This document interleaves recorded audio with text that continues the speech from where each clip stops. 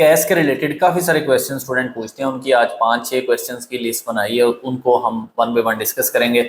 जिसमें आपका जो है वो सबसे पहला क्वेश्चन ये आता है कि क्या यूनिवर्सिटी जब कैश रिजेक्ट करती है या कैश के लिए जो है वो हमारी एप्लीकेशंस को जो है वो रिस्पॉन्स नहीं करती, तो क्या उसका मतलब है कि उस यूनिवर्सिटी का जो कोटा है वो ख़त्म हो गया कैश का, क्या वो हमारे कंट्री के लिए अब रिक्रूटमेंट नहीं करेंगे।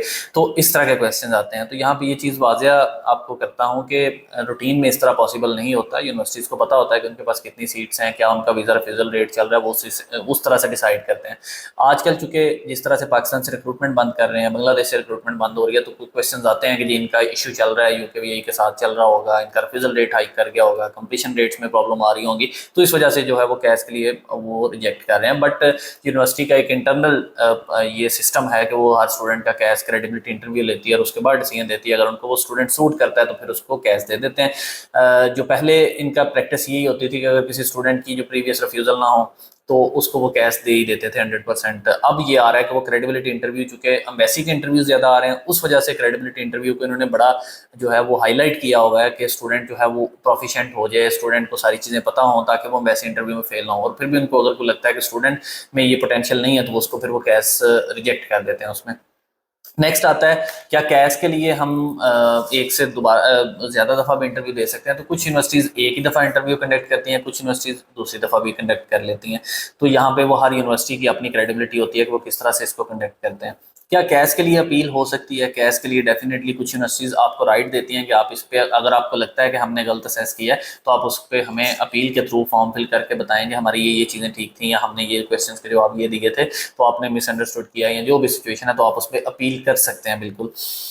अच्छा, अगली चीज़ जो है इसमें आ जाती है कि कैश की टाइमलाइन क्या होती है। अच्छा, कैश के लिए अगर हम नॉर्मल देखें तो ये आपको एक मेजॉरिटी यूनिवर्सिटीज़ कैश शील्ड देती हैं, उस पर आपके डॉक्यूमेंट्स की एक चेकलिस्ट प्रॉपर होती है जिसमें आपके फाइनेंशियल्स हैं, आपकी प्रूफ ऑफ रिलेशनशिप्स हैं, आपके एफिडेविट्स हैं, आपकी नेम करेक्शंस में अगर कुछ चीज़ है, आपका क्रेडिबिलिटी इंटरव्यू है, आपकी क्वालिफिकेशन है, ये सारी चीज़ें उसी पे उन्होंने मर्ज की होती हैं। तो जैसे जैसे वो स्टेप्स कंप्लीट होते जाते हैं तो आपको इन्फॉर्मेशन आती जाती है।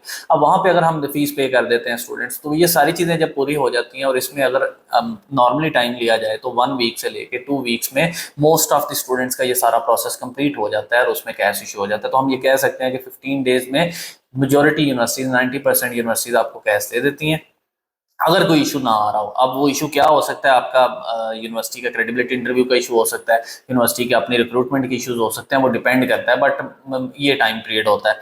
कुछ स्टूडेंट्स कहते हैं कि हमारे 2-2 महीने हो गए कैश नहीं है, तो मैं उनको कहता हूँ भैया आपको कैश कोई नहीं मिलना, हम भी वेट कर रहे हैं, आपको यूनिवर्सिटी रिक्रूटमेंट बंद कर चुकी होगी या वो अब नेक्स्ट इनटेक के लिए आपको प्रोसेस करेगी। उस सूरत में क्या करना चाहिए? उस सूरत में आपको यूनिवर्सिटी को कॉन्टेक्ट करना चाहिए, उनसे क्लैरिफिकेशन लेनी चाहिए। इसलिए कि आप एजेंट के पास बैठे रहे, एजेंट आपको गलत चीज़ें गाइड करता रहे, तो आप यूनिवर्सिटी से डायरेक्ट पूछ लें। कुछ स्टूडेंट्स कहते हैं कैश शील्ड पे हमारे पास जो है वो हमारी एप्लीकेशन ही एक्टिव नहीं आ रही, तो वो समटाइम ग्लिच की वजह से हो सकता है, but most of the chances यही होते हैं कि यूनिवर्सिटी अब आपको कैश नहीं देने वाली।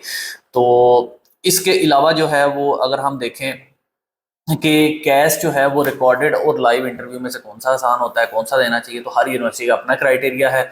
यूनिवर्सिटी जो है वो मोस्टली अब लाइव इंटरव्यू पे शिफ्ट हो गई हुई हैं, लेकिन अभी भी कुछ रिकॉर्डेड लेती हैं। मेरी ऑब्जर्वेशन के मुताबिक, स्टूडेंट्स के फीडबैक्स के मुताबिक, जो लाइव इंटरव्यू है वो ज़्यादा आसान होता है, रिकॉर्डेड इंटरव्यू ज़्यादा मुश्किल होता है और उसमें क्वेश्चन जो है वो आउट ऑफ द बॉक्स भी होते हैं। लाइव इंटरव्यू में मेजोरिटी जो क्वेश्चन है वो क्रेडिबिलिटी इंटरव्यू रिलेटेड ही होते हैं, तो उसको पास करना ज़्यादा आसान होता है और फिर आप अगले बंदे को अपनी बात ठीक से समझा सकते हैं। टाइम लिमिट्स नहीं होती रिकॉर्डेड में, आपके पास एक टाइम फिक्स होता है कि 1 मिनट में जवाब करना है, 50 सेकंड में देना है, 1.5 मिनट में देना है, तो वहां पे फिर स्टूडेंट कंफ्यूज भी हो जाता है और प्रॉब्लम कर सकता है। यहाँ पे आपके पास लाइव में ऑप्शन होती है, आप उससे दोबारा भी क्वेश्चन पूछ सकते हैं, आप उसको सेटिस्फाई कर सकते हैं, तो आपके लिए ये ज़्यादा बेहतर होता है। बट रिजेक्शन जो है वो लाइव में भी आ सकती है और रिकॉर्डेड में भी आ सकती है। तो ये कैश के हवाले से कुछ क्वेश्चन है। इसके अलावा अगर आपका क्वेश्चन है तो आप कमेंट में आप मुझे टेक्स्ट कर दें, मैं आपको उसका रिस्पॉन्स कर देता हूँ। Thank you.